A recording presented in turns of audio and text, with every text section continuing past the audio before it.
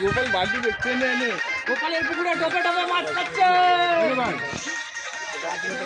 আমি বলছি ভাই নিয়ে গেল মাছটা দেখবা না। পরে খাবে তোরা খাওয়া না মা গোপালের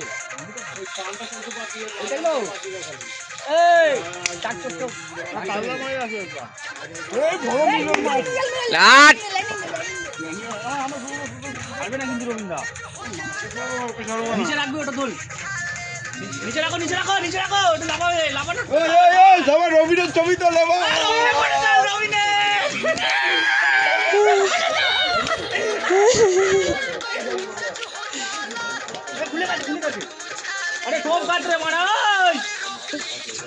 রবীন্দ্র হাতে নিয়ে হাতে নিয়ে